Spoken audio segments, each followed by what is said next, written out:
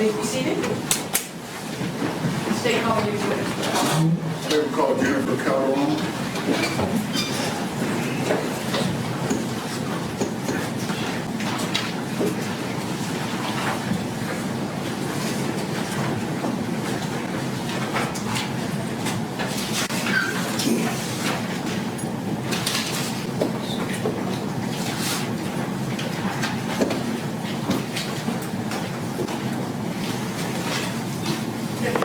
Good afternoon. Please raise your right hand. You do solemnly swear or affirm that the testimony you shall give in this cause will be the truth. Yes, ma'am. Thank you. Good afternoon. Good afternoon. Can you hear me okay? Yes, sir. Tell the jury your name, please. Jennifer Escobar? And did you also have proofs to go at Jennifer Calderon? Yes, sir. And you got married, and that's why it's now Escobar. Is that correct? Not married quite yet, but it's my dad is Escobar, and Calderon is my maiden's name, from my mom's side. So now you chose to go by Escobar. Yes, sir. Would you do us a favor and just spell your first name and last name for the court reporter? Yes. Jennifer, Jennifer, Escobar, Escobar. Thank you, Jennifer. Now, do you understand why you're here today? Yes, sir. And you and I have met and discussed some of these events. Yes, sir. I think we've met twice. Is that fair statement? Yes, sir. Most recently last week. Yes, sir. And we talked about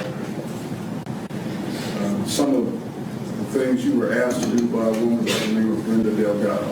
Yes, sir. How do you know Brenda Delgado? I met Brenda Delgado when I was 16. I remember what year. At Forever 21. I was working at Forever 21. She was shopping and she worked at North Park Mall. There's I don't remember the name of the spa, but she was shopping, so I approached her, and me as a sales associate, I asked her if everything was okay. From there, I don't know, we clicked, and we went on from there. The two of y'all developed a friendship at that point. Yes, sir. And it went on for how long would you say?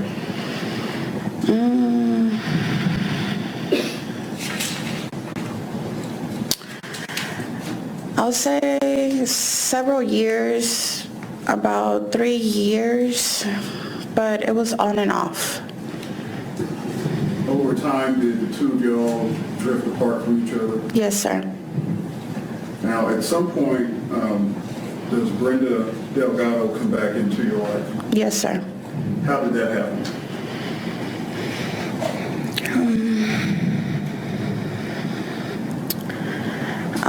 She got in contact with me through Facebook, and she also went and looked for me at my dad's house, and she left her phone number at my dad's, and my dad gave it to me.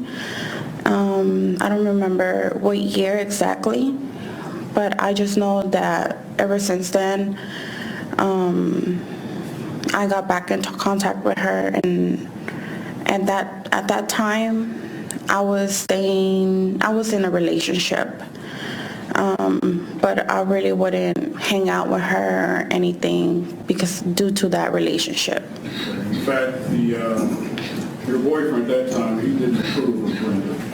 No. I think you previously described him as controlling.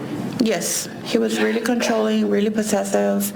He wouldn't let me really hang out with anybody, but with her, she was always, all the time. I don't like her. She's manipulating. Manipulative? Yes.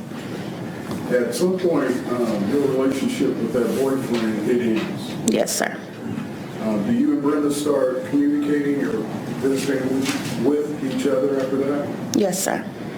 Do you remember about when that was? I ended my relationship on August 7th of 2015. She offered me to move in at that time. As I recall, I only stayed with her for 2 weeks. Let's talk about that 2-week period that you stayed with her. How would you describe where you were mentally back then in 2015? I was a mess. I was in drugs. I was going out all the time due to the fact that the guy that I was with, he mentally messed me up. So I basically relied on her. And when you say her, you're talking about Brenda Delgado. Brenda Delgado. And during that time frame, did Brenda ever talk to you about a guy named Ricardo Nadia? Yes. Ricky. Ricky, yes. How often did she talk to you about Ricky? All the time. She was like obsessed with him all the time. In fact, were there times that you didn't want to come back to the apartment because you didn't want to listen to her talk about Ricky? Yes, because she was like obsessing, possessive all the time about him, wanting to know about him all the time. She was really controlling as well. Jennifer, at some point, Brenda brings you into a plan that she has involving a woman by the name of Kendra Hatcher. Yes, sir. And what was that plan? Your Honor, object, this is hearsay. Sustained. At some point, did Brenda... Jeremy, we approach you. Yes.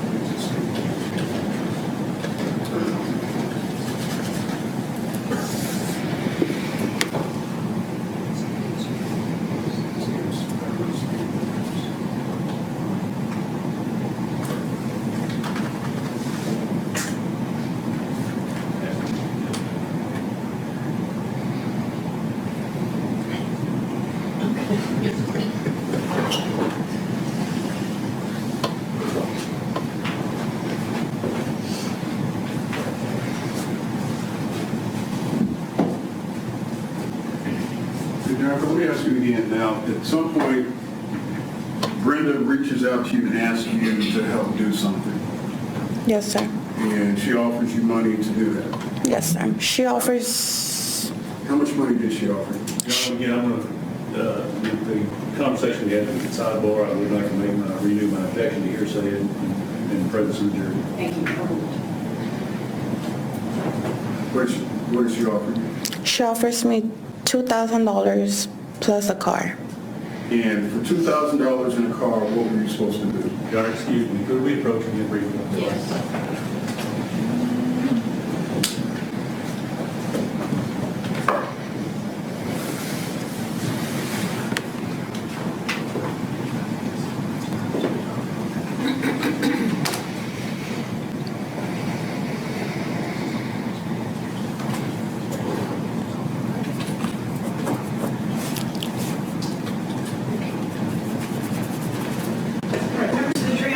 Step out in the hall just for a very brief second, then we'll bring you right back. All rise.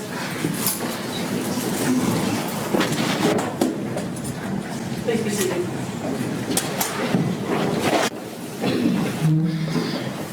Your Honor, pursuant to the pretrial motions that were filed, and particularly the motion in detailing or requesting have full recordation of all proceedings, including anything that might occur at sidebar that would have a relevance for any particular either appellate purpose or writ purpose. I had objected to the last two witnesses in regards to various statements made by indicted co-conspirators or alleged indicted co-conspirators, alleged accomplices to this offense.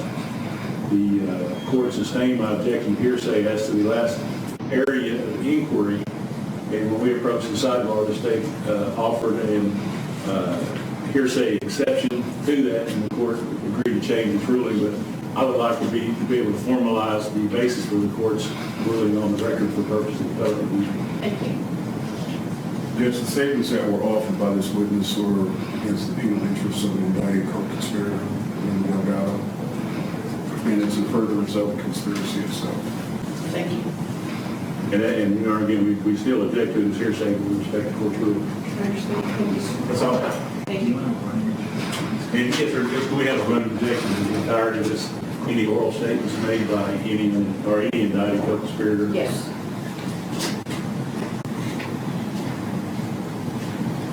That's the last question.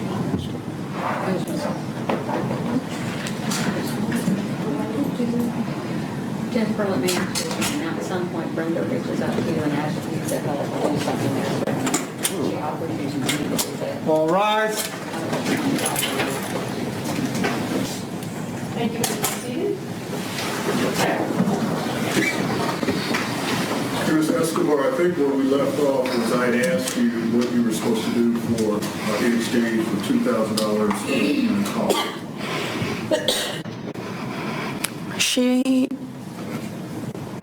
She had several plans. First, it was Ricky, put him in a coma or beat him up, or just eliminate Hatcher.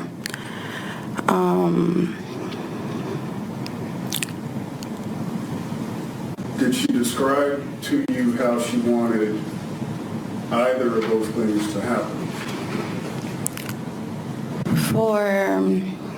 For Ricky, she had bought a bat, some type of needle. I don't know what it could take. Basically, it's for him to put him in sleep.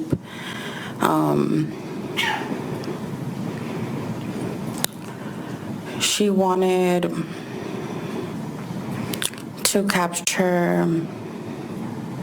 follow around Hatcher and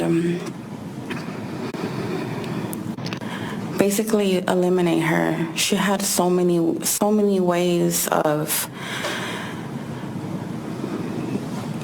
One was going into her car. Basically, whenever she would get in her car, grab her from the front and just stab her with the needle that I'm describing. Two,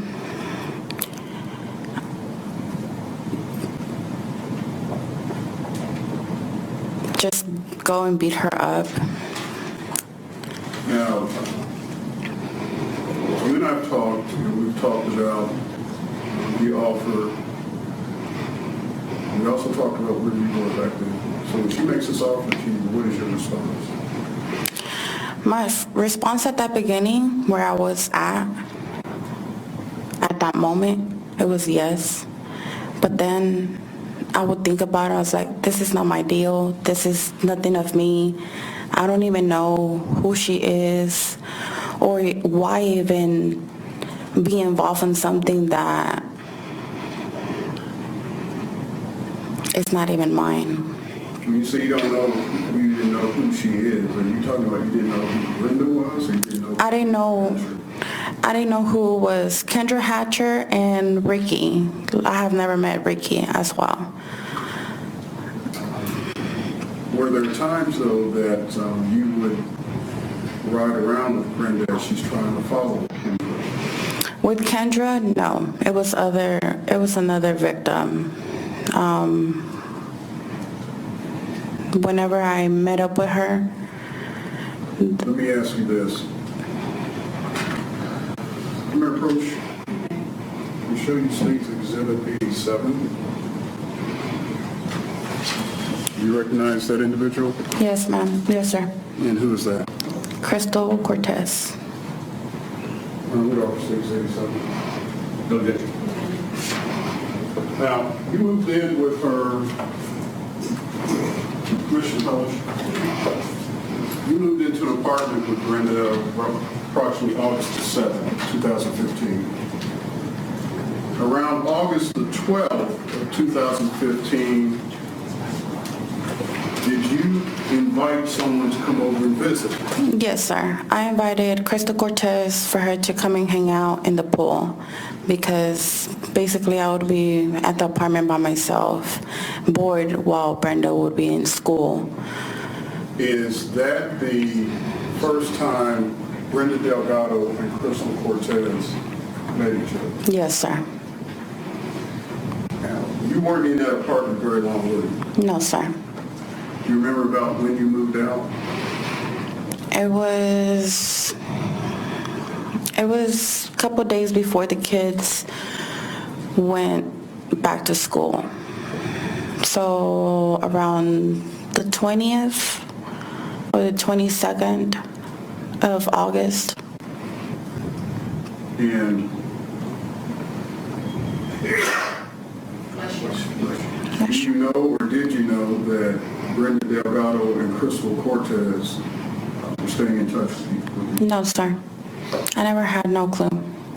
After that day that Kristopher Cortez came to the apartment, we had a drink. We were all chilling, we'll say.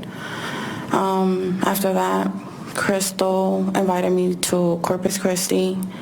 I went for a day out there to Corpus Christi. Brenda, I wouldn't even really see her because she was always in school, studying for her state board. So I never had a clue that they both had in contact or they stayed in touch. When you talk about Brenda being in school, you're referring to she was in dental hygienist school at that time. Yes, sir. When did you first realize that Brenda and Kristopher Cortez had stayed in touch with each other, or in contact with each other? After one of Crystal's Cortez family members sent me a screenshot of Google when it actually happened. I didn't have no clue that they were in touch within that period of time that I left. When you say screenshot, are you referring to perhaps a news story? Yes, sir. What is it about that screenshot that let you know Brenda and Kristol had stayed in contact with each other? I don't remember exactly well of the screenshot, but whenever I seen in the getaway car that it was a Jeep and it was Crystal's car, Crystal's face. You recognized her from the news shot? Yes. Inside the Jeep. Yes, sir.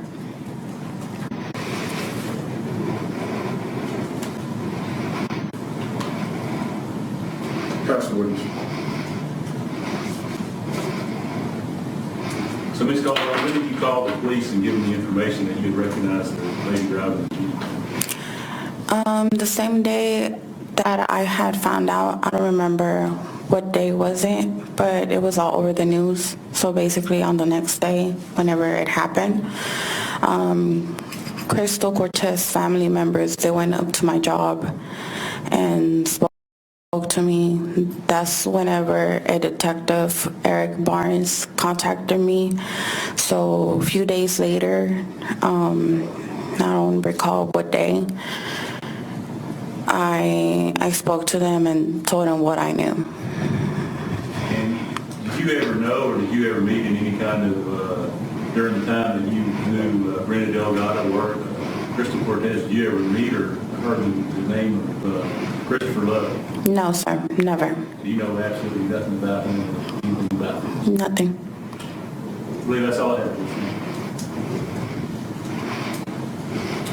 We have no other questions from this witness, Your Honor. Thank you, ma'am. You may stand for your freedom to the courthouse. You should be finally excused. She may.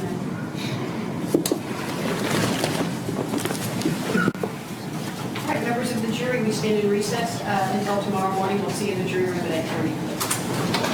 All rise. With the have anything to do? Yes, please remember the admonishments and instructions that you received by email.